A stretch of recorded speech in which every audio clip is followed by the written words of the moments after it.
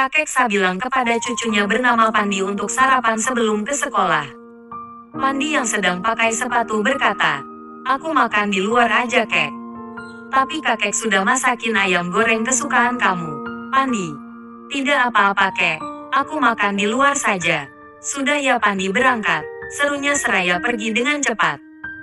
Hari ini jam 6:15 pagi dan cucunya itu memang harus berangkat pagi karena jarak sekolah yang cukup jauh. Pandi cerita kalau teman-temannya ingin berkunjung ke rumahnya tapi kakek Sa melarang.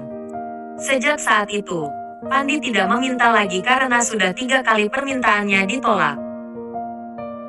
Akhirnya kakek Sa sengaja pagi-pagi buta memasak ayam goreng kesukaannya agar Pandi bisa ikut bersama sarapan pagi karena semenjak Pandi masuk SMP, Pandi jadi lebih sibuk dari biasanya bahkan beralasan ada piket, PR belum dikerjakan, berangkat bareng teman dan lain-lain. Kakek Sa hanya bisa pasrah dan tidak mau berdebat. "Halo Sa, kau ada di rumah? Masuklah." Tetangga kakek Sa yang berusia 11-12 dengannya datang menemui kakek Sa yang berada di ruang makan. Namanya kakek Zul. "Oh, kau sudah sarapan?" ucapnya sambil menarik kursi untuk kakek Zul duduki. Lalu kakek Zul melihat ayam goreng yang tersaji masih hangat begitu pun dengan nasi putih. Tapi sayangnya kakek Zul tahu kalau kakek Sa pasti hanya makan nasi putih pakai air, sebab gigi kakek Sa beberapa sudah tanggal. "Kalau kau masak ayam goreng terus, peliharaanmu nanti habislah," ucap kakek Zul. "Aku ingin menurunkan usaha ternak ayamku pada Pandi tapi sepertinya dia tidak tertarik. Jadi aku masak saja."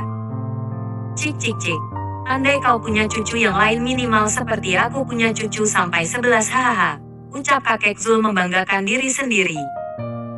"Kau harusnya malu. Cucumu berasal dari ibu yang berbeda-beda. Sekarang di mana cucu kesayanganmu itu?"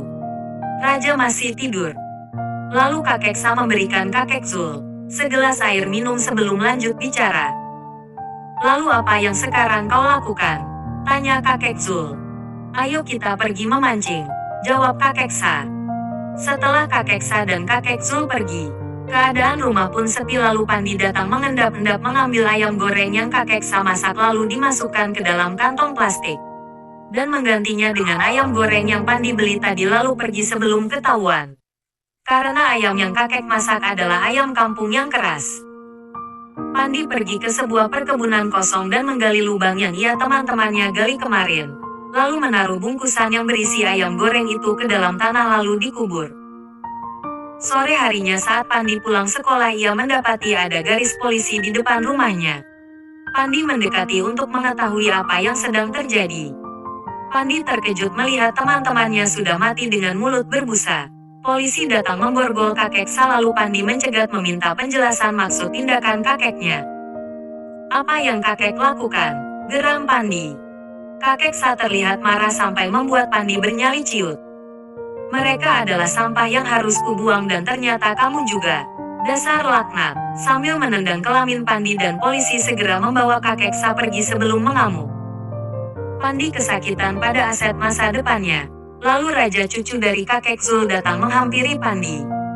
"Kakekmu sudah tahu masalahmu," ucap raja. Pandi melotot lalu bersiap meluapkan marah. "Mereka sendiri yang datang menemui kakekmu, dan..." "Raja, ke sini!" teriak kakek Zul.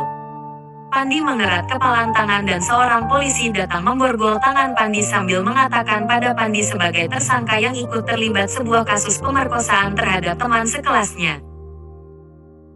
Pandi melihat orang tua korban yang langsung membuatnya tertunduk tidak berani memandang wajah korban.